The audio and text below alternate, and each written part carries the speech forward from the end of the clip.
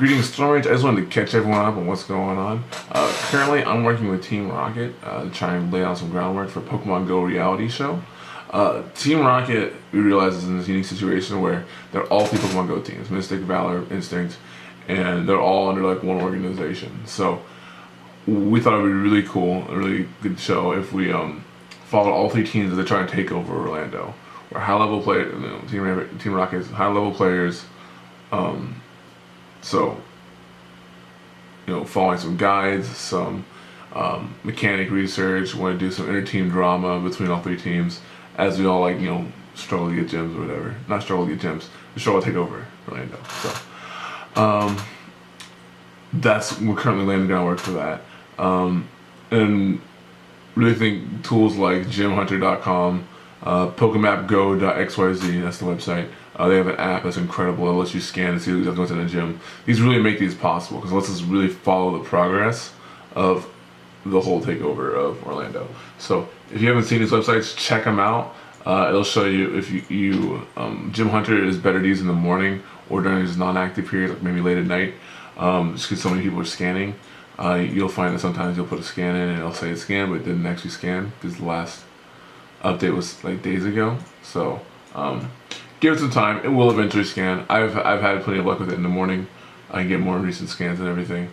In the middle of the day, you can be scanning for a while and not get anything. But just go during non-peak times and you'll see exactly what's in the gym, which is really, really useful. You'll see how the attacking patterns are working out, who's controlling what areas.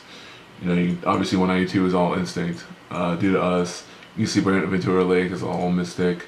Due to some Rampage, Team Rocket's active over there. If I call Rampage Rocket Rampage, because for the YouTube channel we're working on, we're not going to call it Team Rocket due to the copyright issues. We're changing the name Team Rampage. So there's that whole aspect. Let's see. So yeah, I want to see Orlando shiny yellow for Zapdos. That's my goal. Got the hat. So. And I thought documenting this would be a lot of fun, so that's my goal currently. And I think as we see the game evolve into a point where it's not just about hype, not about catching rare Pokemon, I think as we evolve into this takeover sort of mindset, I think it becomes a lot more interesting, and kind of like how Ingress was. It was all about high scores and like getting the most area for your team. I think that will be the gameplay for Pokemon Go, and that sustains itself. And we know a map is in the works from Niantic. They had this job posting out early on in the game's history. If they're still working on that, that person got hired and is still working on it. We don't know anything about that, but we know they had this in mind when they started the game. So we'll see what happens. Anyway, the second part of this video I want to talk about post level 30 gym strategy. Before level 30, Stardust is not hard to come by. Whether it's a gym reward or it's just catching stuff or hatching eggs, it's pretty easy to just power up a Pokemon. It's not difficult. But once you get past level 30, you start getting those increases and start getting 8,000 Stardust, 6,000 Stardust. It's impossible to power up everything you want to. Just the amount of stuff you're gonna have to catch. So I developed 3 sort of team roles / play styles to help you decide what to power up and how you can best contribute to a team in like a strong area, like gyms in an area. So I broke down the roles to collectors, gym leaders, and ace trainers. So let's start off with collectors. The reason I start off with collectors, if you're not level 30, you're a collector. Just catch Pokemon and look for those high CP, high strong defenders. I'd avoid Gyarados. There's so many Gyaradoses in this area. If you're really interested in keeping a gym for a long time, avoid Gyarados. If you need to put a Gyarados in a gym, use Dragon's Breath or bite Dragon Pulse. Hydro Pump is too easy to dodge. Twister deals meh damage if you don't dodge anything, but it's so easy to dodge. So avoid Gyarados if you know what you're doing.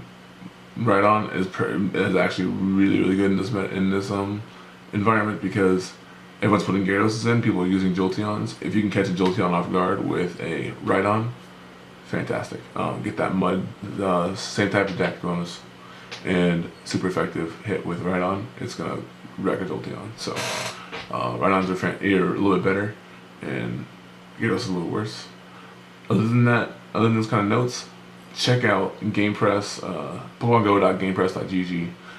Their tier list, their Gym Defender tier list. I'll say after about I'm about 8,000 battles, I think. About 3,000 versus enemy gyms, and about 6,000 versus our own gym training battles. This list is on point. Like Lapras, Snorlax at the top, Executor, not all Dragonites, just Steel Dragon Pulse specifically. Confusion, Psychic Ice Beam, yes, that's a fantastic defender for moveset for Slowbro. Vaporeon, Water Gun, Water Pulse, Aqua Tail. Another high HP, limited weaknesses, just a good defender. If you're, back to what I was saying, if you're pre-level 30, my recommendation is, of course, power up, any Zenbutt, Headbutt, as long as you have that decent IVs.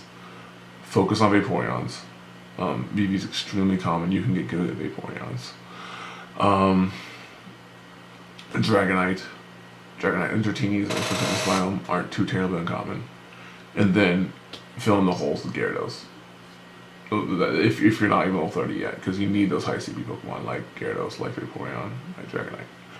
Once you hit level 30 and you start, beating the curve, most of the players in the game, you're collecting your gym bonus, you're getting all that extra Stardust. My recommendation: start focusing on the better defenders that don't necessarily have the high CP, like Poliwrath, Slowbro. Mm-hmm. These guys will fight much better than a Bite, Twister, Gyarados. But more importantly, they're going to be lower than that Bite, Twister, Gyarados. So, say that your opponent's starting a fight. Say they're starting off with Dragonite. All right, they're starting a fight. You go in with you have your Slowbro that's a max level, let's say 35, whatever. Slowbro. Confusion, Ice Beam is going to destroy that Dragonite before it even gets to the rest of the gym. They're not going to make it, especially if they can't dodge. If they don't dodge Quick Attack, if they don't dodge Confusion, they're just going to get completely destroyed. Same thing with Executor. Confusion from Executor will just demolish any Pokemon if you don't dodge it. I'll get more into Executor later on, talk about Ace Trainers, but that's the idea behind collectors. These trainers, it's ideal if you have a lot of Pokestops, if you have access to a lot of Pokeballs, you're constantly catching stuff, you can get a lot of Stardust like that. Just have a wide variety of defenders, and if you have enough flexibility and time to go different gyms and place in different mons in different gyms, fantastic. Be a collector, stay that way, keep powering up, using your Stardust on like Slowbro, Poliwrath, Vaporeon, Snorlax, that sort of stuff. All right, next. Next one was the Gym Leader. This is a player who understands combat mechanics, how to dodge, type advantage, all that sort of stuff. Gyms, in order to build gyms, you have to take enemy gyms.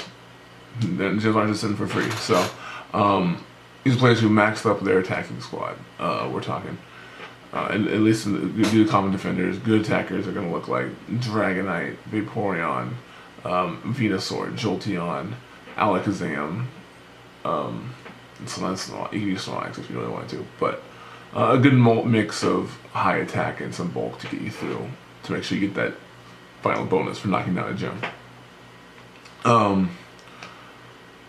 Gym leaders, whatever team you got to demolish enemy teams, that's what you're powering up. Make sure those guys are maxed. You will not be intimidated by any level 10 gym. You're knocking it down. It doesn't take very long, especially with all the prestige changes. This is great if you don't have a lot of time, don't have a lot of Pokestops. Just focus on your attacking team. It can be a huge asset. Just knock down enemy gyms, and then place whatever you have left in there, and then you can be followed up by the Ace Trainer. Ace Trainer. These are players max Pokemon bag and have the tools to prestige up any gym. We're talking a good roster of Pokemon between 1,000 and 1.5k to allow you to quickly max up gyms that are around like levels 4 to level 6, that's perfect. So you max them up. We get 4,000, 3,000 prestige at a time, whatever you can do. Have a lot of fodder to throw at Dittos. Ditto is a resource-free way to level up gyms. Put a Ditto in, put Wigglytuff at the front of your party. Ditto transforms into Wigglytuff. It becomes extremely squishy, and basically any Pokemon can knock it out in about 20-30 seconds. So, and you have CP Pokemon, obviously. So you get that 1,000 prestige, and you didn't use any potions or resources. So, great way to get a massive amount of prestige while keeping Ditto, which is going to be obnoxious to fight against, because either they have to transform into something weak and it'll weaken their attacking party, or they just don't know what they're doing and they turn into something strong. So, say they're like a level, low level player, and they put, let's put like a 300 CP Dragonite, because it'll transform into, no, it'll actually turn into about 3,000 Dragonite, because it doesn't take your Pokemon stats, it takes Pokemon's base stats and levels it up to 30. It doesn't take your Pokemon's level, it takes your Pokemon's stats. Ditto keeps its level. Ditto keeps its level and its HP. Anyway, so they have that.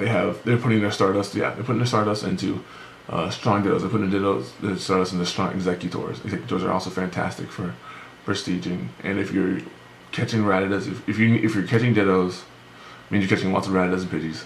And if you're catching Rattatas and Pidgeys, that means you have a lot of fodder from Mineral Grow. So you have a bunch of that stuff, can beat up Executor, get a strong defender and to start off a gym. That holds people off. To buy time for more collectors to show in and drop their stuff. This is great for players who don't have a lot of Pokestops, don't want to farm a lot of Pokestops. That understand the game well, and yeah, this is a huge influence. You can just by training up gyms, you can just have people flock to an area, and once they see that these gyms hold for a little bit, they come back to the area. So that's kind of how Stone Ridge all started. I would consider myself to be that Ace Trainer type role. I'm gonna go more into, this is kind of an overview of all of the roles. I'm gonna make guides and like really thorough discussion about them later on.